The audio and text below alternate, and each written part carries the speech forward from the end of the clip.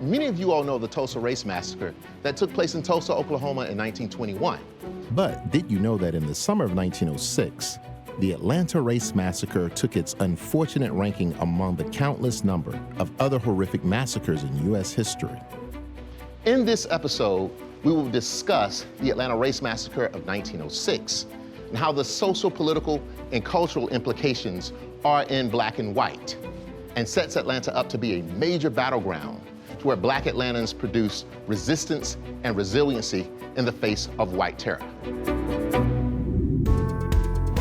As a historian, author, and professor, I've witnessed the timeless power of history, the way we understand the people, places, and events of the past shape our future. So join me as we dare to look deeply and differently at the world behind and before us. You never know what you'll find while redefining history.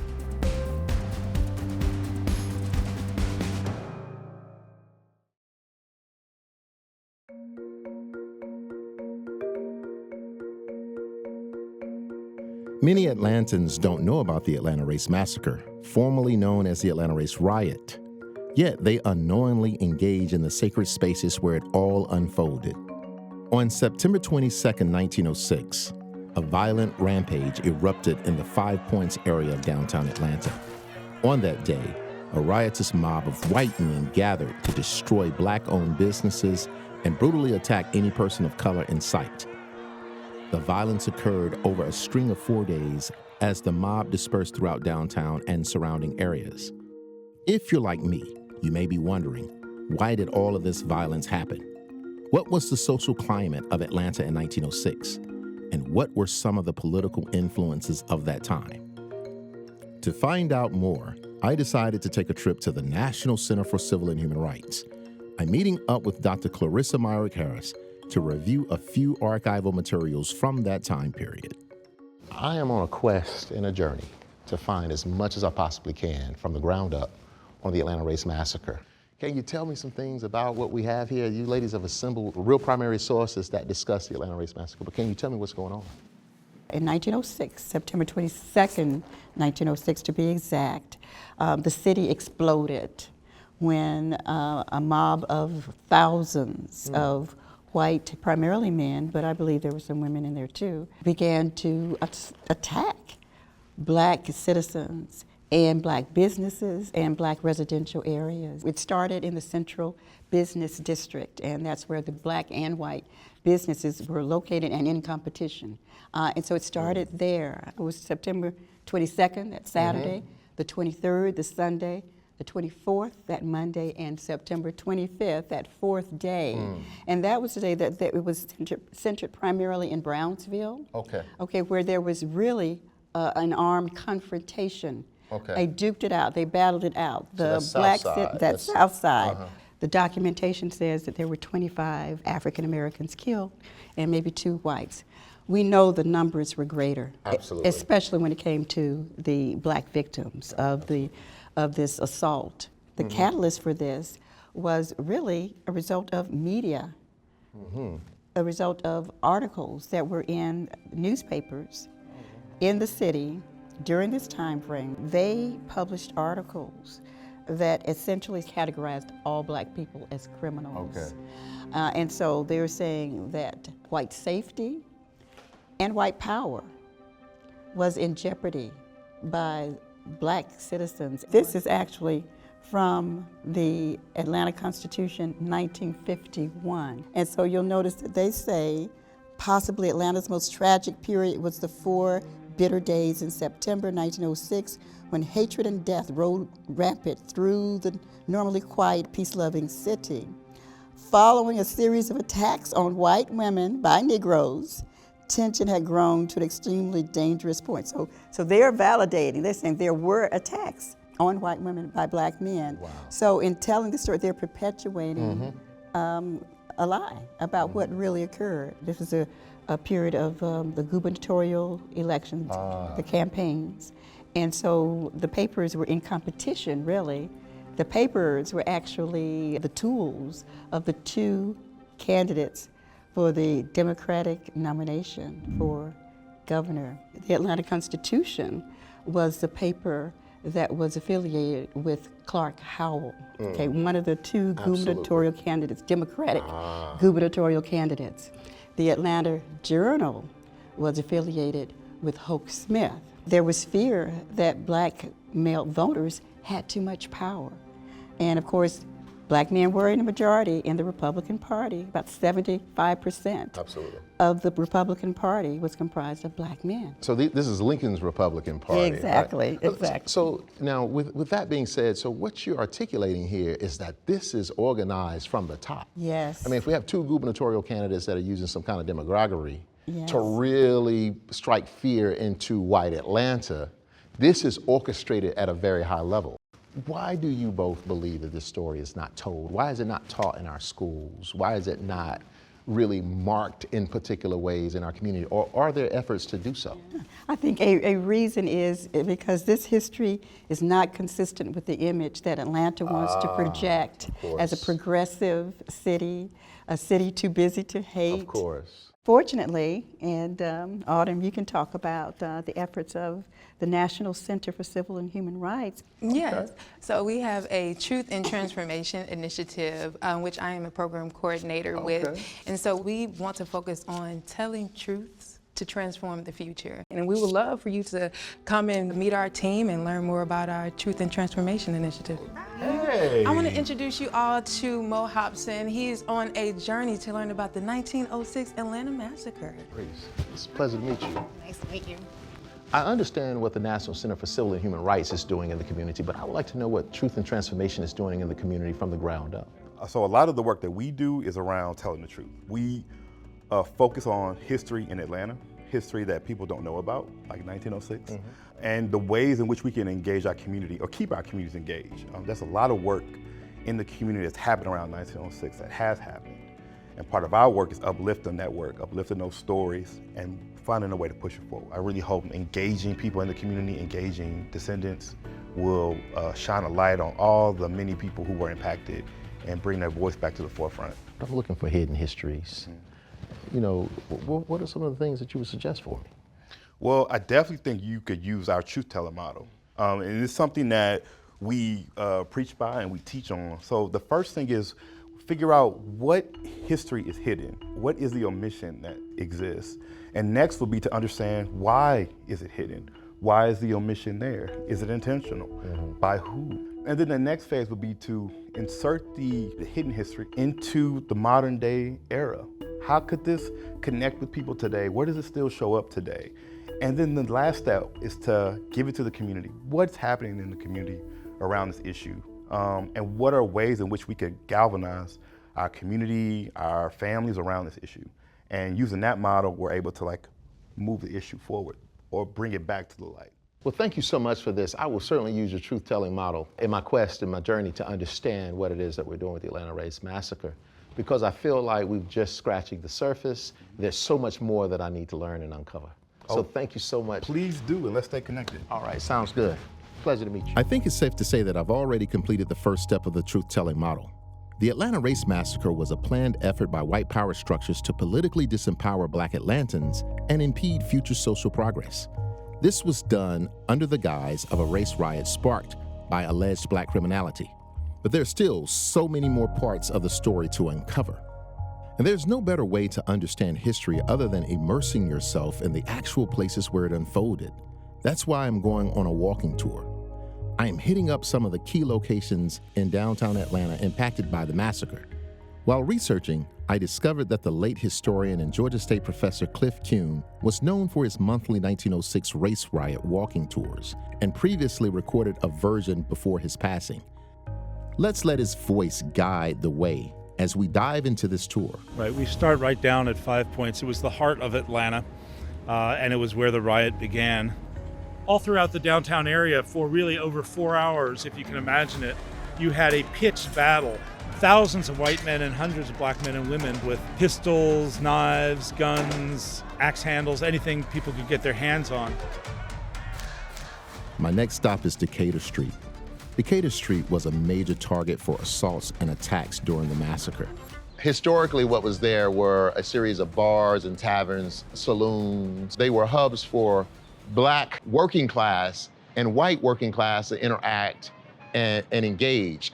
And so in order to put a divide, the white business elite began to criminalize any activities that took place in those saloons. And of course, Black folk were at the other end of that criminalization, demonization, displacement, and disenfranchising. After visiting Decatur Street, I made my way to 66 Peachtree Street, which was the site of the Crystal Palace, one of the luxury barbershops owned by Alonzo Herndon, a wealthy and elite Black man that survived the 1906 massacre. Herndon's barbershop, fanciest barbershop in the region, a symbol of Black affluence during this time, at a time when lots of white men frankly wanted to put the Black man back in, quote, his place. Barbershops were among the many Black businesses attacked and destroyed during the massacre. In fact, a barber and lame boot Black named Henry Welch was shot and killed. The mob dragged their bodies along with another victim to the base of the Henry Grady statue, which stands at the intersection of Marietta Street and Forsyth Street. And so the fact that bodies were taken to the Grady statue means that they saw Henry Grady as a proponent of the white supremacy that was being demonstrated during the Atlanta Race Massacre. I can't imagine witnessing such horror at the young age of 13, but this was the case with a young Walter White. He and his father witnessed many Blacks get attacked and lynched by the white mob. On the corner of Marietta and Forsyth, the mob tried to enter the post office during the riot. One of the letter carriers was a man named White, whose son, Walter White, experienced something of an epiphany that night. For Walter White, who was blonde-haired and blue-eyed, and who could pass for white, and sometimes in his later life did pass for white, this was the pivotal moment of his life. This was when he kind of realized that he was a Negro, that he dedicated himself to working for improvement for the Black race. I ended my walking tour on Peachtree Street. It's where the Westin Peachtree Plaza currently stands. However, it was once the site of the Georgia governor's mansion. Governor Joseph Terrell was home during the massacre but did not respond till midnight after many lives had already been lost. He claimed he was asleep and did not hear the cries, screams, and gunshots that were just a few blocks away. Governor Joseph Terrell called state militia at approximately 12:20 a.m. on Sunday morning, September 23rd. Although the crowd of rioters finally dispersed due to rainfall around 2 a.m., they continued to spread terror in other Black communities around the city for the next 2 days. It's sobering to know that the thriving businesses and lives that once occupied this area of the city were either destroyed or displaced due to the violence of 1906. And yet, even with being displaced, those who resisted and survived demonstrated a resiliency that would ultimately posture Atlanta to be a beacon of civil rights.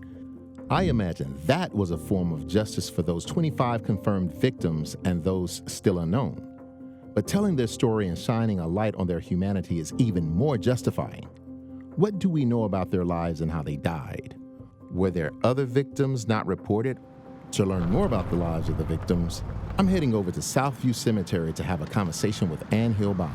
Hello. Hey, Maurice, how are you? I'm fantastic. Nice to meet you. It's good to see you. It's good to see you. Absolutely. Welcome to Southview. I hear that Southview is a very prominent cemetery for Black folk in the city of Atlanta. Absolutely. It's known as the African American City of the Dead, and it represents the influence of African Americans around the country. We have everybody here that was anybody since the late 1800s up until modern day with John Lewis. Tell me about the work that you're doing. I am the Fulton County Remembrance Coalition Community Chair. We're in partnership with EJI to commemorate the 36 lynching victims here in Fulton County. And amongst the 36, 25 of them are from the 1906 Atlanta Race Massacre. And a lot of them are buried here. Some that we will visit today, and then some people that survived the massacre that went on to be prominent leaders in Atlanta. Well, listen, I look forward to learning a lot from you. Yay, I look forward to teaching. All right, let's go for it.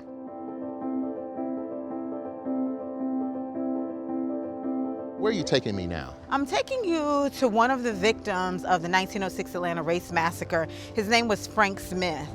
Well, what do we know about Frank Smith?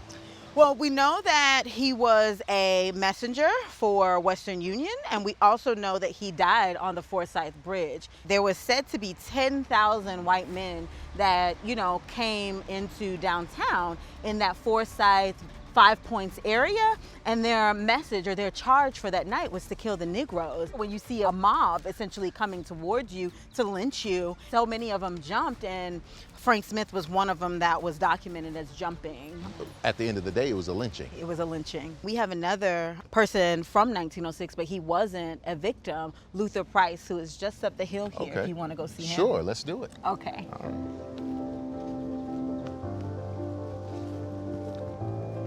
We are at the gravesite of Luther Judson Price and his wife, Minnie, were prominent residents of Brownsville.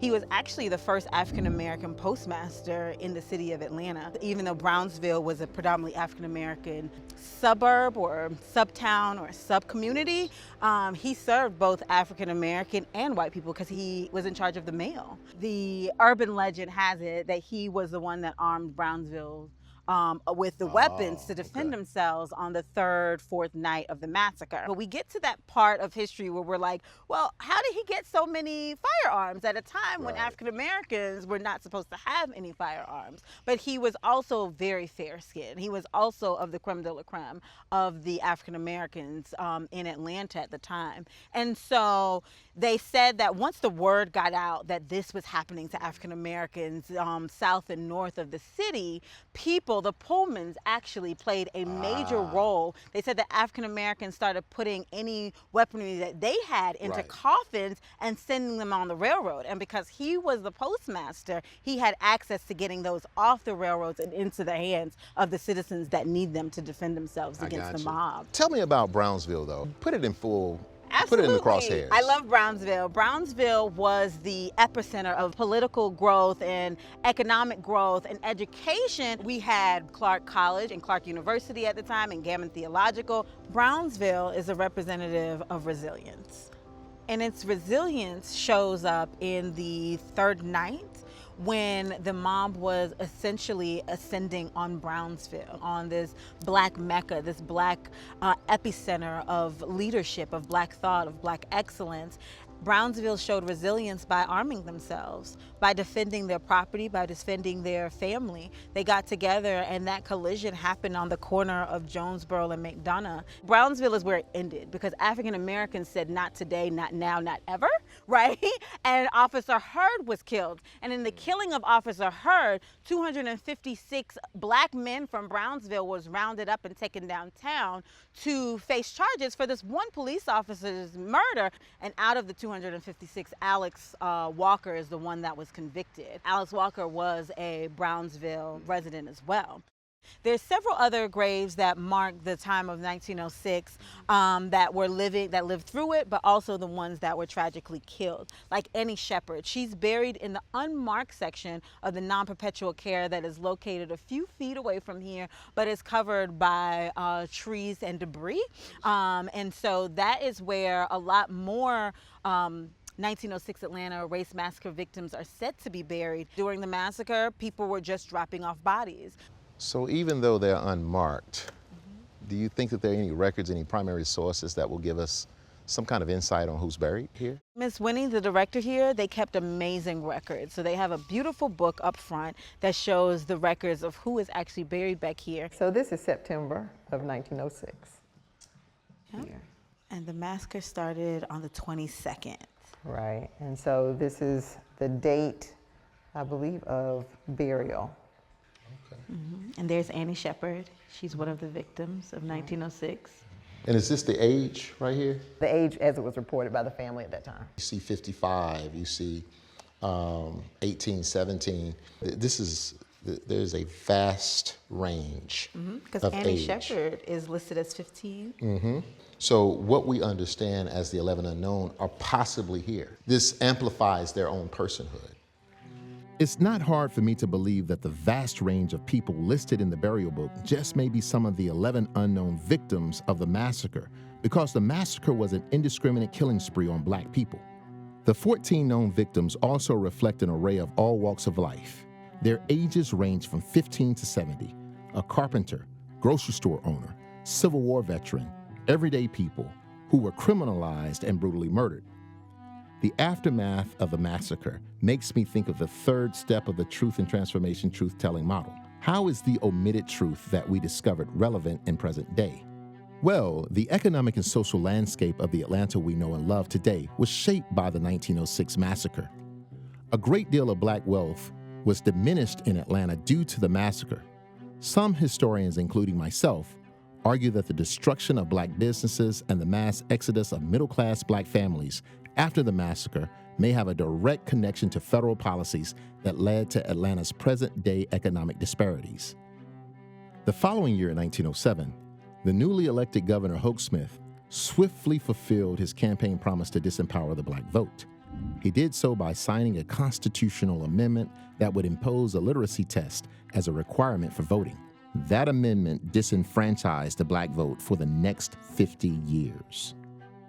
Due to newly implemented segregation laws, black Atlantans were forced out of the central business district in downtown Atlanta. However, the newly migrated black businesses and middle-class families regrouped into the Sweet Auburn neighborhood. Sweet Auburn continued to grow in success, becoming a beacon of wealth, leadership, and civil rights in Atlanta. Additionally, the massacre sparked the life and legacy of Walter White, who, after witnessing the massacre, went on to dedicate his life to investigating lynching as the chief secretary of the NAACP. Today, I'm meeting with Rose Palmer, the niece of the late Walter White. I wanted to learn more about how that experience inspired him to bring change and justice in his lifetime. Do you think that the race massacre pushed your Uncle Walter into full-scale civil rights?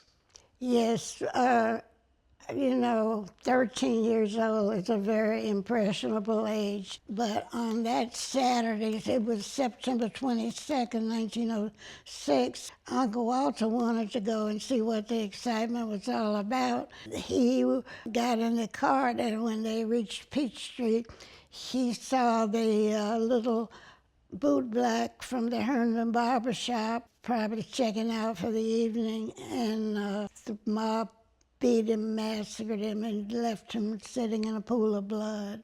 I think Uncle Walter saw 5 or 6 other killings at that evening, and apparently his father was trying to get away from Peach Street and back down the back way, and they found a cook trying to outrun the mob, and they scooped her up in their truck and then turned off of Peach Street.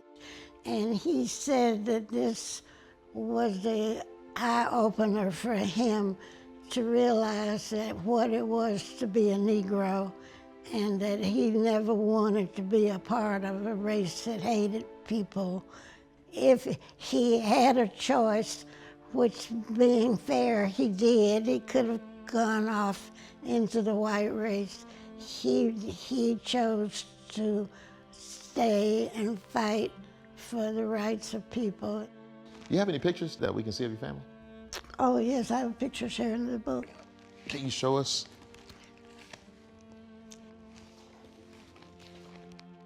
Considering his complexion, was he able, I'm sure that there were always questions around whether or not you all were black or if he was passing. How was he able to use his platform as a fair-skinned black man to investigate lynchings, to do the NAACP work? Well, he is described as having led a double life with NAACP because he was able to infiltrate the communities where there were lynchings and find out who did the crime and go back and publish it in the Crisis magazine and bring it to the attention of congressmen and presidents. He investigated, I think, about 41 lynchings during his lifetime and about 12 race riots. Mm-hmm. When he became head of the NAACP, he was so popular and so well known at that time that it was more difficult to go undercover. There- Wow. Mr. White on Washington picket line, 1938. There's when he was on the cover of Time magazine because he was becoming well known for his work in the investigation of lynchings. The NAACP exists today really because of Walter White. He lived and breathed that organization for 40 years. I think there were only 26 chapters in 1918, and when he died, there were 500 chapters.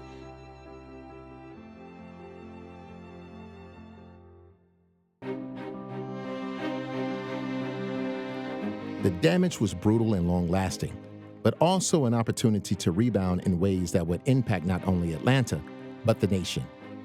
In this dark chapter of Atlanta's story, we witness the contrast and examples of one's personal power to either bring racial division or healing. It is now our turn to continue in the work, to have hard conversations about our past. They always say history repeats itself, but let's not let it repeat. Let's try to change it. That is how we can bring truth and transformation to our city. Seek out the unknown and reflect on the forgotten. The responsibility is on the people that are aware to enlighten the unaware. We are all called to explore the stories of our past. We are all called to redefine the history that defines us.